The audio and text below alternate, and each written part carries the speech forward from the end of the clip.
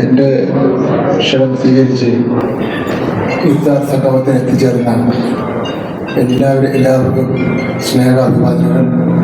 എല്ലാവരെയും ഞാൻ ഈ സംഗമത്തിലേക്ക് സ്വാഗതം ചെയ്യുന്നു. അതുപോലെ മഹത്തായ പരിപാടിയിൽ സന്നിഹിതരായിട്ടുള്ള പണ്ഡിതന്മാരെ, സഹോദരങ്ങളെ, സഹോദരിമാരെ, ഗുണകാംക്ഷികളെ, വിശുദ്ധ ഖുർആൻ അവതീർണമായിട്ടുള്ള മാസം. ഖുർആൻ എന്ന് പറഞ്ഞാൽ മാനവികതയ്ക്ക് മാർഗദർശനമായിട്ടുള്ള ഗ്രന്ഥം. ആ ഖുർആൻ അവതീർണമായിട്ടുള്ള മാസത്തിലാണ് യഥാർത്ഥത്തിൽ റമളാൻ എന്ന നിലയ്ക്ക് നമ്മൾ നോമ്പനുഷ്ഠിക്കുന്നത്. റമളാൻ മാസത്തിന്റെ പ്രത്യേകത അതാണ്.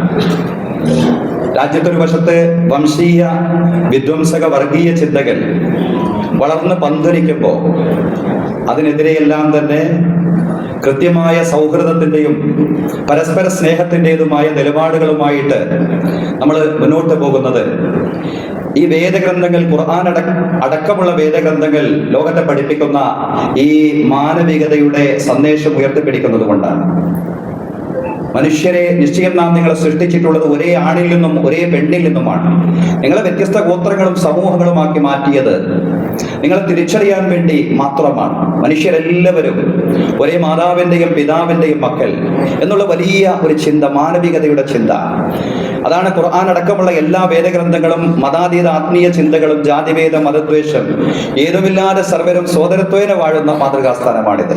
ആ സാഹോദര്യത്തിന്റെയും പരസ്പര സ്നേഹത്തിന്റെയും ഒരുമയുടേതുമായ വലിയ സന്ദേശമാണ് യഥാർത്ഥത്തിൽ റമളാൻ നമുക്ക് പ്രദാനം ചെയ്യുന്നത്.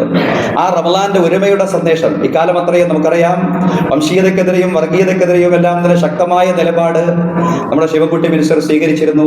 അതിന്റെ പേരിൽ ഒരുപാട് ത്യാഗം അദ്ദേഹം അനുഭവിക്കുകയും ചെയ്തിട്ടുണ്ട് എന്നാണ് ഞാൻ മനസ്സിലാക്കുന്നത്. ഏതായാലും ഈ മാനവികതയുടെ നിലപാടുമായിട്ട് നമുക്ക് എല്ലാവർക്കും ഒന്നിച്ചു മുന്നോട്ട് പോകാൻ ജഗദീശ്വരൻ നമ്മെ തുണക്കുമാറാവട്ടെ എന്ന് പ്രാർത്ഥിക്കുന്നു. എല്ലാവർക്കും റമളാനിൻ്റെതായിട്ടുള്ള എല്ലാ സൗഹൃദത്തിന്റെയും സ്നേഹത്തിൻ്റെതുമായ ആശംസകൾ കൈമാറുന്നു. നന്ദി, നമസ്കാരം. ബാലിക ഒരു രൂപയും ചുരുട്ടി പിടിച്ചുകൊണ്ട് പീടികയിലേക്ക് ചെന്നു. അവിടുത്തെ മിഠായി ഭരണികളിലേക്ക് മാറി മാറി നോക്കി. കടക്കാരൻ ചോദിച്ചു, മോൾക്ക് എന്ത് വേണം? 1 രൂപയ്ക്ക് കിട്ടുന്ന മിഠായി വല്ലതും ഉണ്ടോ? ഏത് മിഠായി വേണം? അവൾ ഒരെണ്ണം ചൂണ്ടിക്കാണിച്ചു. അയാൾ അതിൻ്റെ അടപ്പ് തുറന്നിട്ട് ഇഷ്ടമുള്ള അത്ര വാരി എടുത്തോളാൻ പറഞ്ഞു. അവൾ സമ്മതിച്ചില്ല. സാറ് വാരി തന്നാൽ മതി. നിർബന്ധിച്ചിട്ടും ആ കുട്ടി വാരി എടുത്തില്ല. ഒടുവിൽ കടക്കാരൻ അതിൻ്റെ അടപ്പ് തുറന്ന് അയാളുടെ കൈ നിറയെ വാരി കൊടുത്തു. അയാൾ ചോദിച്ചു, മോളോട് നിർബന്ധിച്ചിട്ടൊന്നും എടുക്കാതിരുന്നത് എന്താ? നിനക്ക് എടുത്തുകൂടായിരുന്നു. എൻ്റെ കൈ ചെറുതാണ്, അങ്ങയുടെ കൈ വലുതാണ്, ഒരുപാട് കിട്ടും. ഇതാണ് നോമ്പ്, ഇതാണ് റമളാൻ. ചെറുത് കൊടുത്ത് വലുത് ജഗദീശ്വരൻ എന്ന് വാങ്ങുക. നമ്മൾ മേടിക്കുന്ന എല്ലാ ജാതി മതക്കാരുടെയും വിശ്വാസം അനുസരിച്ച് ഈശ്വരൻ ഭക്ഷണം കഴിക്കില്ല, ഈശ്വരന് വെള്ളം വേണ്ട. ആ മഹാശക്തിയോട് താതാത്മ്യം പ്രാപിച്ചുകൊണ്ട് നമ്മൾ 30 ദിവസം വർഷത്തിൽ ഒന്ന് ഉപവസിക്കുന്നു. ഉപവാസം, ഉപസമീപവാസം. ആ തമ്പുരാന്റെ അടുത്തെത്താനുള്ള ഒരു വലിയ പ്രയത്നം. അതിന്റെ അന്തസത്ത മനസ്സിലാക്കി ബഹുമാനപ്പെട്ട മിനിസ്റ്റർ ശിവൻകുട്ടി നമ്മളെല്ലാം ഒരുമിച്ച് കൂട്ടി. നന്നായിരിക്കട്ടെ, നമുക്ക് ഒന്നിച്ച് നീങ്ങാം, ആ സാമീപ്യം കരസ്ഥമാക്കാം. എല്ലാവർക്കും നന്ദി, നമസ്കാരം. അല്ലാഹു അക്ബർ, അല്ലാഹു അക്ബർ, അല്ലാഹു അക്ബർ,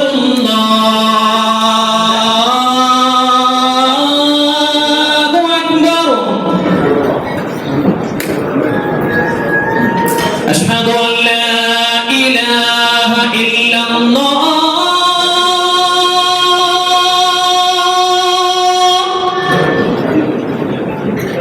أشهد أن لا إله إلا الله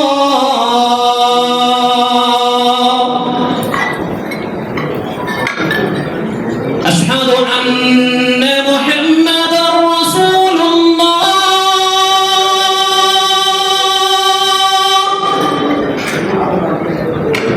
أشهد أن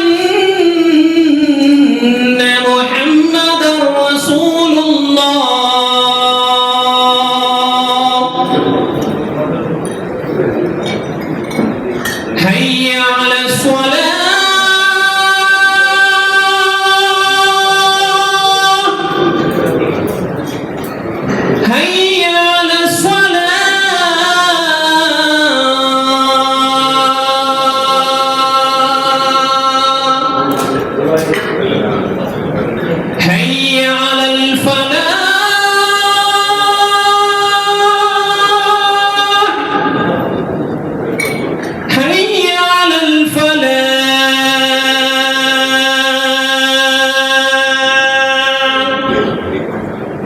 അല്ലാഹു അക്ബർ അല്ലാഹു അക്ബർ ലാ ഇലാഹ ഇല്ലല്ലാഹ്.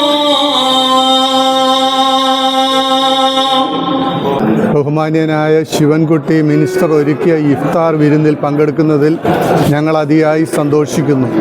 സ്നേഹത്തിൻ്റെയും ഐക്യത്തിൻ്റെയും മാനവികതയുടെയും ഒരുമയുടെ ഒരു കൂട്ടായ്മയായിരുന്നല്ലോ ഈ ഇഫ്താർ സംഗമം. CSI ദക്ഷിണ കേരള മഹാ ഇടവകയുടെ പേരിലും ഞങ്ങളുടെ ബഹുമാന്യനായ സെക്രട്ടറി ഡോക്ടർ TT പ്രവീണിൻ്റെ പേരിലും ഹൃദയപൂർവ്വമായ ഇഫ്താർ ആശംസകൾ ഞങ്ങൾ നേരുന്നു. ഇന്ന് ഇപ്പോൾ ഇവിടെ വിദ്യാഭ്യാസ മന്ത്രി വിളിച്ചുകൂട്ടിയ ഒരു ഇഫ്താർ സംഗമം, അത് സൗഹാർദ്ദത്തിൻ്റെയും അതേപോലെ ത്യാഗത്തിൻ്റെ, ഈ റംലാൻ എന്ന് പറയുമ്പോൾ നമ്മുടെ മനസ്സുകളിലുള്ള എല്ലാവിധ തിന്മകളെയും കരിച്ചു കളയുന്ന ഒന്നാണ് ഈ റംലാൻ മാസം എന്ന് പറയുന്നത്. ആ മാസത്തിൽ ഇഫ്താർ സംഗമങ്ങൾ കൂടുകയും അതേപോലെ അതോടൊപ്പം തന്നെ സൗഹാർദ്ദങ്ങൾ കൂടുകയും ചെയ്യും. മനസ്സുകൾ തമ്മിൽ ഇണങ്ങി പോകുന്നൊരവസ്ഥ യഥാർത്ഥം നമ്മൾ കാണുമ്പോൾ നമ്മളെ കണ്ണിനും മനസ്സിനും എല്ലാം തന്നെ ഒരു കുളിർമ ഉണ്ടാകുന്ന ഒരു അവസ്ഥയാണ് നമ്മൾ കാണുന്നത്. ഇത് ഇപ്പം നമുക്കറിയാം, രണ്ടുപേര് കൂടുമ്പോഴത്തേക്ക് രണ്ട് മതങ്ങളാണെങ്കിൽ അവിടെ മതസൗഹാർദ്ദമാവുകയാണ്. യഥാർത്ഥത്തിൽ അവിടെ മാനവ സൗഹാർദ്ദം പണ്ടേ ഉള്ളതാണ്. ഇന്ന് അതൊക്കെ തെറ്റിദ്ധരിപ്പിക്കപ്പെടുന്ന ഒരു രൂപത്തിലാണ് പോകുന്നത്. എന്നുവെച്ചാൽ അതൊക്കെ മതസൗഹാർദ്ദത്തിൻ്റെ പ്രതീകങ്ങളായിട്ട് മാറിക്കൊണ്ടിരിക്കുന്ന അവസ്ഥയാണ്. യഥാർത്ഥത്തിൽ അങ്ങനെയൊന്നുമില്ല. എല്ലാവരും മനുഷ്യർ തമ്മിൽ പരസ്പരം സ്നേഹിക്കുകയും പരസ്പരം ബഹുമാനിക്കുകയും സൗഹാർദ്ദത്തിൽ ഏർപ്പെടുകയും ചെയ്യുന്നു. അവിടെ ഒരു മതസൗഹാർദ്ദം എന്നൊരു പൊയ്മുഖം കാണിക്കേണ്ട ഒരു ആവശ്യവുമില്ല. പണ്ടേ ഉള്ളത് ഇപ്പോഴും പുലരുന്നു എന്ന് മാത്രമേ ഉള്ളൂ. ഇപ്പോൾ അത് പറയുമ്പോഴാണ്, മതസൗഹാർദ്ദം എന്ന് പറയുമ്പോഴാണ് യഥാർത്ഥത്തിൽ എന്താവുന്നത്, അവിടെ ഒരു വേർതിരിവ് ഉണ്ടാകുന്നത്, ഒരു ഡിസ്ക്രിമിനേഷൻ ഉണ്ടാകുന്നത്.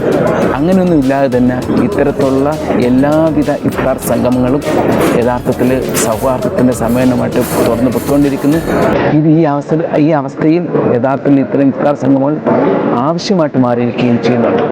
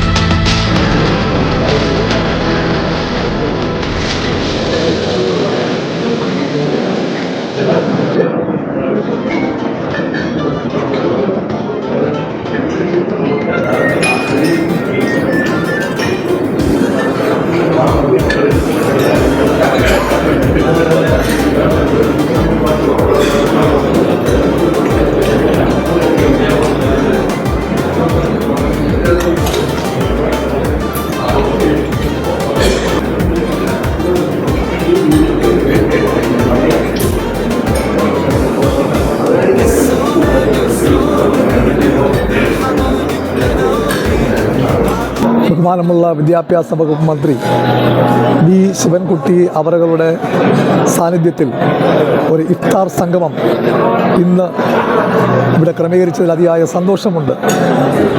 മാനവ മൈത്രിയുടെയും മതമൈത്രിയുടെയും സാഹോദര്യത്തിൻ്റെയും സൗഹൃദത്തിൻ്റെയും അടയാളമായി ഈ ഇഫ്താർ സംഗമം വളരെയേറെ പ്രാധാന്യമർഹിക്കുന്നു എന്നുള്ളതിന് യാതൊരുവിധമായ സംശയമില്ല. പരസ്പര കൂടിവരവിൻ്റെയും കൂട്ടായ്മയുടെയും ഒരു ആഘോഷമായി ഈ ഇഫ്താർ സംഗമം മാറ്റപ്പെട്ടിരിക്കുന്നു. എല്ലാവിധമായ ആശംസകളും നേരുകയാണ്.